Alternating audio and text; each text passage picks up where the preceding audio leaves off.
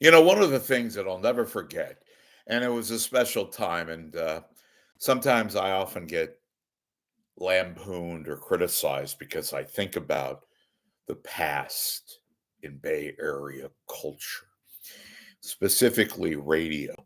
And I know a lot of you are going to be thrilled that I'm going to talk about somebody that was very special, very unique, very talented, very interesting, creative, just keep going on and on and on. And, look, wasn't for everybody at first. It wasn't for me. He wasn't for me, but boy, oh boy, did I gradually come to really, really love this guy.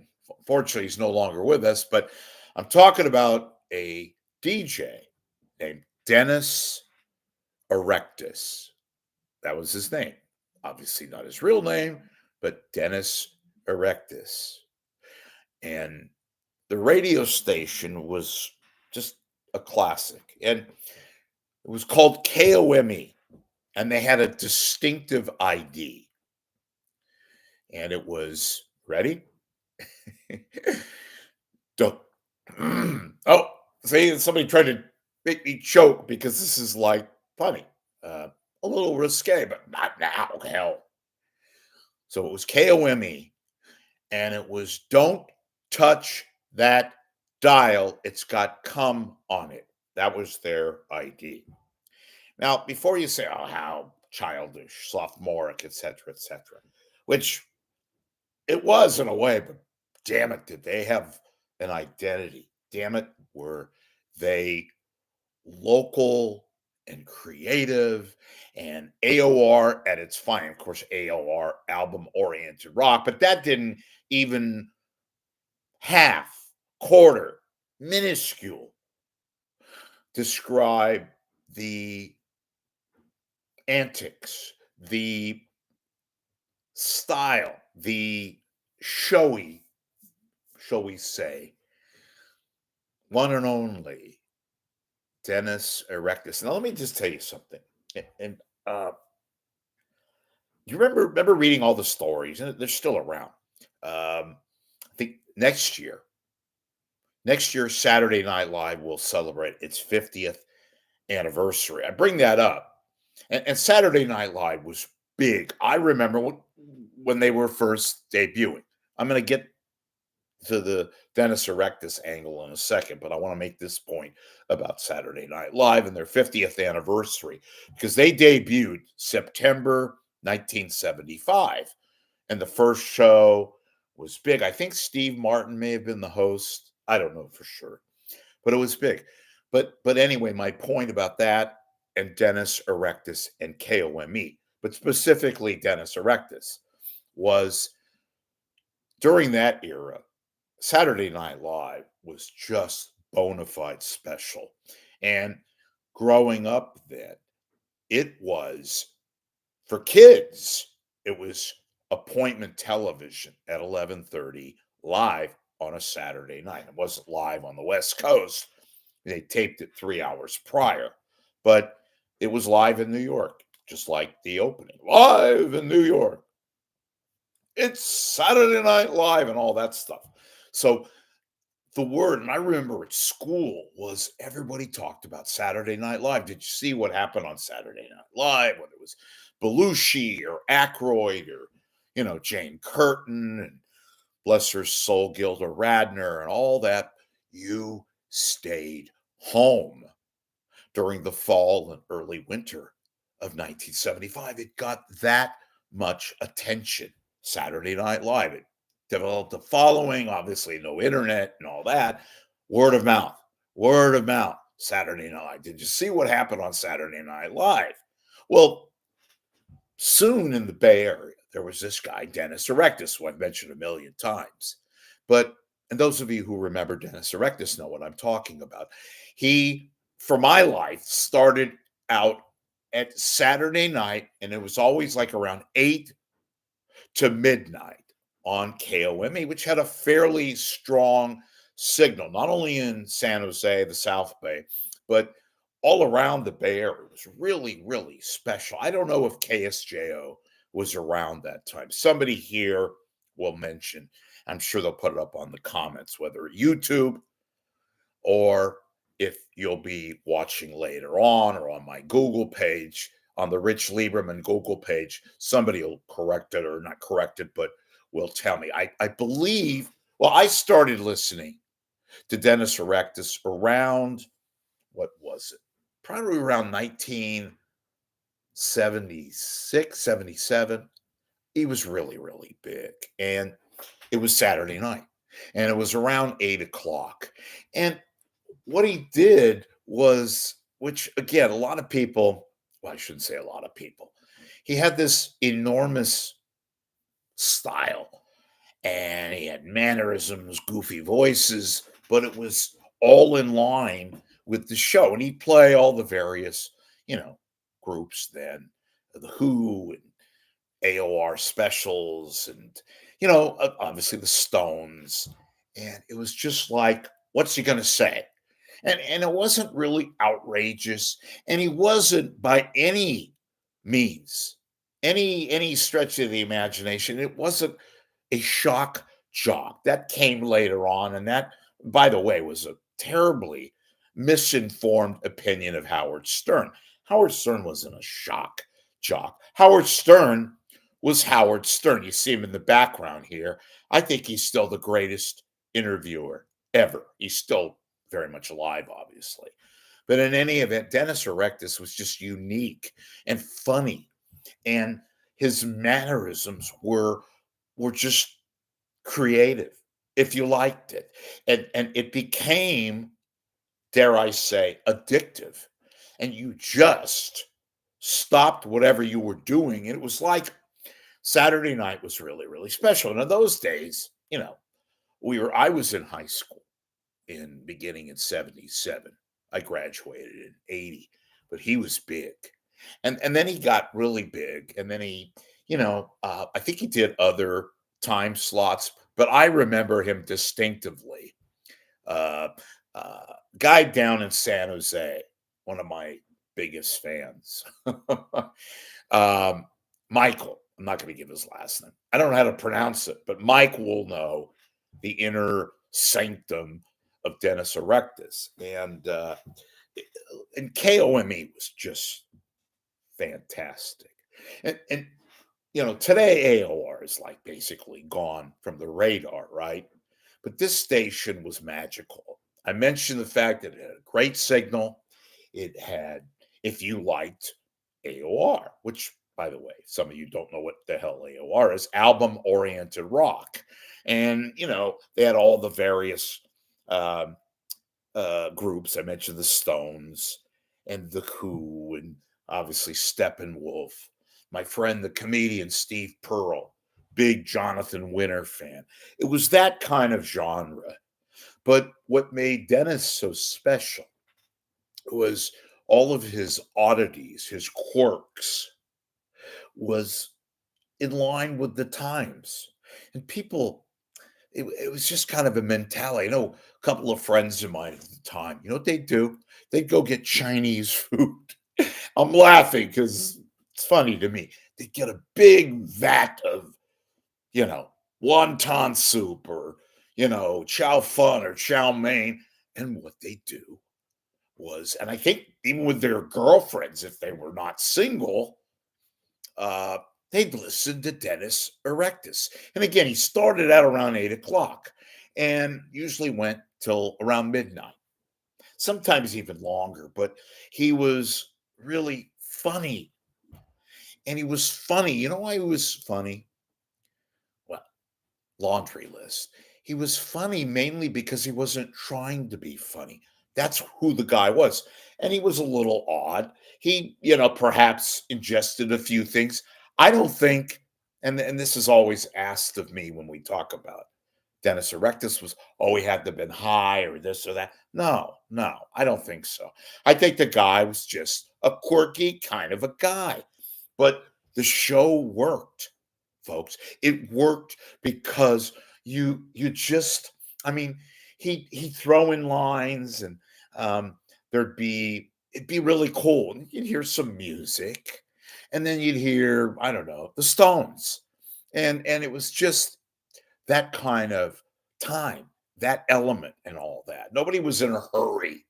Nobody gave a shit about anything else other than what they were doing at the moment and listening to this guy. And I think, what was it, about 5 years ago, 10 years ago? I don't know exactly. He died, and I don't know the real reasons, but he was older. I mean, he became in his prime in the 70s, early 80s. Just do the math. Uh, but it was a different era. Obviously, it was. And we had great stations. I was never a Terry McGovern fan. I respect the hell out of him because he developed a name and he was big and all that. But I thought he was just a little, frankly, he's still with us. And he was on the big station, which call letters evade my memory right now, but it'll come to me eventually. But I wasn't a Terry McGovern guy. Just thought he was too benign and too ordinary. But in any event, it was nothing like Dennis Erectus. And, I would say to people who know what I'm talking about, didn't care for Dennis Erectus, normally somebody like that, I wouldn't really care for. I wouldn't listen. But it was much of what I described here. It just worked. And, you could be a guy playing the banjo or a woman, dancing to, Mr. Rogers' Neighborhood, whatever. If it's entertaining, and obviously that's subjective no matter what, then you're going to watch, you're going to listen, you're going to observe. And with this guy, it just was this kind of very retro, well, now it would be retro. At the moment, 70s. Everything was just kind of, things didn't go fast. Obviously, pre-internet, but there was this kind of comfortability. And sure, there were people in the druggy genre that loved this guy, but I don't think he was doing any drugs. I just think the guy was that kind of, person, that kind of a personality. And he was performing. He was a performing artist. And that's when radio on the FM end, when you had characters, you had personalities, you had style, technique, all of the above. And sadly today we don't have any real DJs that have that personality. They wouldn't be allowed. You can't, I mean, it's all very generic, the music today. And I know a lot of people on terrestrial FM, lots now with what's taking place, that few people listen to music on FM. They're going to their phone or their, Spotify and Pandora and the internet and all that. And I know satellite radio has various forms of music, but it's still, there's nothing like, and those of you probably nodding now, you know what I'm talking about. You had people back then that had a real talent. And my thing, my thing was like a Saturday night, especially in the winter time when it's pouring rain, or you're inside and you feel, that's one of the greatest things about radio, is the fact that it is such a connection. It is such a link. It's right there. It's immediate. Especially news talk or what have you. I'm branching off, but I want to get back to my original point. Is this was, as I said, appointment radio. Dennis Erectus, and I think, I don't want to get sued, so I'm not copyright. I don't want to pull something off and play him, but I'm sure you guys just Google Dennis Erectus, and probably even here on YouTube you can find him. But it would do an injustice because you have to listen extemporaneously. You also have to listen extensively, because just a little quick 5, 50-second, minute and a half ain't going to do it justice. You have to listen link. And it was very much um, an acquired taste. And I literally found him accidentally because I'm listening to FM one night and there it is.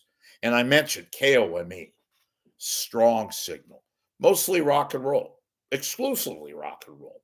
And there are all the various DJs, but nobody could match this guy. And he was just, sense of humor. Um, you made it a point to, hey, where is he? Where's this guy? Where is Dennis Erectus? KOME with the don't touch that dial. It's got come on it. I mean, the logo, which I posted a picture of, they had a great logo. And if you were into rock and roll and loved, various titles, and back then, I think it's making a comeback today, vinyl, the record, I would love listening to this station. They were just genius. And it wasn't for everybody. Some people wanted to go listen to whatever, or they'd put on, I don't know. But they had really cool DJs across the board on FM. Dennis Erectus was in a league of his own, and he was all over the place. And I, wondered at times, is this guy real? Is it just a voice? And he was real, of course he was. And he got a multitude of, not that he needed it. In fact, I think he was sort of anti-establishment if you ever listened to him. But anyway, he got numerous industry awards, and he developed quite a following, folks. He was like regarded as royalty, and he was, And here I am too in the 70s. Who did I listen to?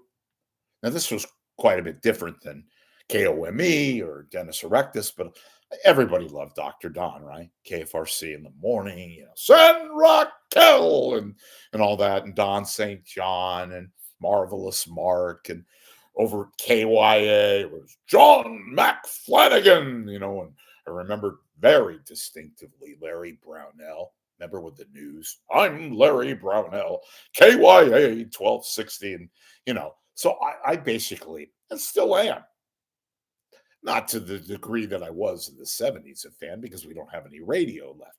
That's why I lament and kvetch and moan about the fact of what has happened to the radio here. Once used to be the bastion of radio nirvana was here, and San Jose, and even in Oakland, where they had KDIA, Lucky 13, the Soul, the Soul Station, had their studios. I'm branching off from Dennis Erectus, but my point is KSOL.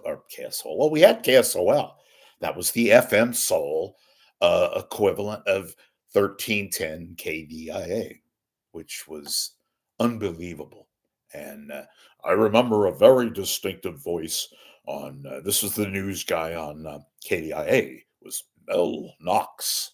Mel Knox, he had a real distinctive, baritonic voice, a lot like mine, but even more pristine. And he would give the news, and then you'd go right to is it the Beast of the Bay and all that? Where were their studios? Right at the foot of the Bay Bridge, for God's sakes. Unbelievable. But yeah, it was just KOME. Miss those days. Miss Saturday nights, sitting around the radio and the stereo, and you can boom out your speakers and KOME. I mean, I'm overdoing it perhaps a tad, but what the hell? It's my show. Um, it was quite the scene, quite the moment. Talk about reliving the moment. It was so cool because, again, everything was at a pace. There was no rush. There was no, uh, people are allowed, the DJs, they didn't call them, well, I guess they were DJs, but they were more than disc jockeys. They actually had a personality. They talked and you listened. And this guy Erectus was convincing and compelling to the max. I mean, it was all there. If you didn't like it, you didn't like it. There was no in between. You either liked them or you didn't like them, or you liked KOME. And for me, it was just complete and utter enjoyment. It was like having, I mentioned the fact, know it full well these days. You get a big, whatever your favorite comfort food, whether it's meatloaf or Chinese food or a bowl of chicken soup or a pizza, which could have been the case too. I think it was more, in my case, Chinese food. But folks, first off, it was entertaining, realness. There was a sense of identity, and they were genuine, dare I say, authentic. And you're there listening, and it was free, for God's sakes, free. And, of course, look, they had commercials and all that, but they had these so called commercial free hours and all that. And on Saturday night, it was like, oh my God, you were in heaven because there weren't as many commercials because of the fact that it was a Saturday night. Most of the spots that they would run, obviously in the morning and the afternoon during the week. So Saturday night was really, really special. And there was a flow and it kept going on and on. And again, if you loved it, you were in complete, what can I say, verklempt and all that. I just loved it. So I thought I would talk about that. And for those of you that really liked it, fantastic. Those that you want more other things, we'll get back to that eventually, God willing. Please, um, I hope you had a great Thanksgiving, and I hope you had a great day after. I hate and despise as I branch off this Black Friday crap. It just drives me crazy. Talk about the extreme opposite, where everybody's in a rush. And they being all of our collective media, TV, news, radio. Oh, we got to go see the morons standing in line in Dubuque or Burlingame. Not really Burlingame, probably, but Fresno. I'm not putting down Fresno. I'm just using an example. These people standing in line and freezing there took us off so they could get a $12 television that they could probably get online and not to have to stand in line. And anyway, I hate Black Friday. I hate Cyber Tuesday, Monday, whatever the hell it is. Drives me nuts. We're Those days were very slow and very in line, and it was calm. Coffee tasted better. Your music sounded better. People on the radio, by and large, were a lot more authentic. They were. And one, truly, truly, rest in peace, Dennis Erectus, was very much the man of the hour and next hour and next hour and next hour. Dennis Erectus and KOME. And remember again, ladies and gentlemen, don't touch that dial. It's got come on it. Oh, lastly, if you can you please make a donation of whatever amount you can afford to my cause right up there, my PayPal icon. If you're on a smartphone, it's not there. If you're on your regular laptop, desktop, it's right there to help me give you these moments and scoops and information, hopefully entertainment and whatever it is that you come here that you enjoy.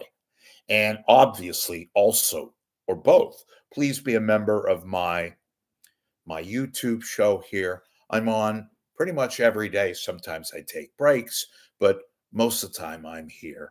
And it's always a pleasure to speak to, well, at least most of you, if not all. But in any event, yeah, please make a donation. That's what enables me to keep these kind of reports coming and broadcasts coming. And again, hope you had a great, great, great holiday and enjoy the rest of your weekend.